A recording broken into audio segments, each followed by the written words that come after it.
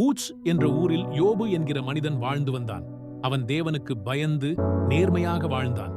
அவனுக்கு 7 மகன்களும் 3 மகள்களும் இருந்தனர். ஆயிரக்கணக்கான மாடுகளும் ஆடுகளும் ஒட்டகங்களும் இருந்தன. சேவகர்கள் பலர் அவனுடைய வீட்டில் இருந்தனர். ஒவ்வொரு நாளும் அவன் தேவனை வணங்கி வாழ்ந்து வந்தான். அவனது பிள்ளைகள் ஒவ்வொரு நாளும் அவரவர் வீட்டில் தங்கள் சகோதரிகளுடன் விருந்துண்டு கழித்திருந்தனர்.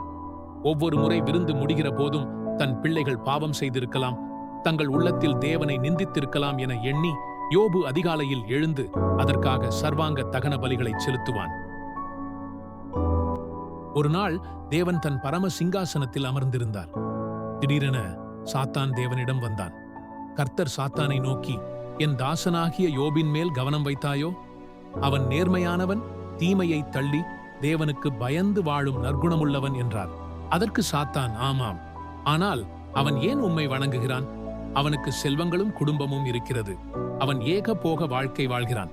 இந்த எல்லாம் இல்லை என்றால் அவன் உம்மை மறந்து விடுவான் என்றான். அப்போது தேவன் சாத்தானிடம் கூறினார், நீ அவனுடைய செல்வங்களை எடுக்கலாம், ஆனால் அவன் மேல் மாத்திரம் உன் கையை நீட்டாதே என்றார். அன்று மாலை யோபின் வாழ்க்கை முற்றிலும் மாறிவிட்டது. ஒரு சேவகர் ஓடி வந்து, யோபே, சபேயர்கள் உங்கள் மாடுகளையும் கழுதைகளையும் கொள்ளையடித்து விட்டனர், உங்கள் வேலைக்காரர்களை அடித்து கொன்றுவிட்டனர் என்று சொன்னான். காற்று வீசியது. உங்கள் மகன்கள் வீட்டில் இருந்தபோது வீடு இடிந்து விழுந்து விட்டது, யாரும் உயிரோடில்லை என்று சொன்னான்.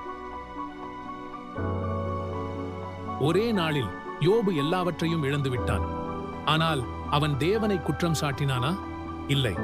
அவன் தரையில் விழுந்து, தேவன் கொடுத்தார், அவர் எடுத்துக்கொண்டார், அவர் திருநாமம் வாழ்த்தப்படட்டும் என்று தொழுது கொண்டான்.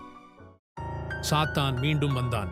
இப்போது அவனது உடம்பையும் வலிக்கச் செய்தால் அவன் உம்மை தூற்றி விடுவான் என்று கூறினான். அதற்கு தேவன் அவனை தொட அனுமதித்தார். ஆனாலும் அவனுடைய ஜீவனை தொட தேவன் அனுமதிக்கவில்லை. யோபின் உடல் முழுவதும் புண்களால் நிறைந்தது. அவனுடைய மனைவி கூட, நீ இன்னும் உன் நேர்மையை பிடித்திருக்கிறாயா? தேவனை திட்டி இறந்துவிடு என்று சொன்னாள். ஆனால் யோபு பதில் சொல்லவில்லை. யோபின் நண்பர்கள் அவனை குற்றம் சாட்டினார்கள். நீ பாவம் செய்ததால்தான் இது எல்லாம் உன்னிடம் நடந்தது என்றனர். அந்த நேரத்தில் தேவன் காற்று வழியில் இருந்து யோபுவிடம் பேசினார். யோபு தன்னுடைய தாழ்விலும் தேவனை தூஷிக்கவில்லை. சாத்தான் இது நிமித்தம் வெட்கிப் போனான். யோபின் இறுதி வாழ்க்கை அவனது ஆரம்ப வாழ்க்கையை விட வளமாக இருந்தது. ஆனால் உண்மையான ஆசீர்வாதம் அவனுடைய நம்பிக்கை. நண்பர்களே, வாழ்க்கையில் சோதனைகள் வரும். ஆனால் நம் நம்பிக்கை உறுதியாக இருந்தால் தேவன் நம்மை ஒருபோதும் விட்டுவிட மாட்டார். இதை உங்கள் நண்பர்களுடன் பகிருங்கள், உங்கள் கருத்துக்களை கூறுங்கள். மேலும் அலெக்ஸ் வியூஸ் சேனலை சப்ஸ்கிரைப் செய்ய மறக்காதீர்கள்.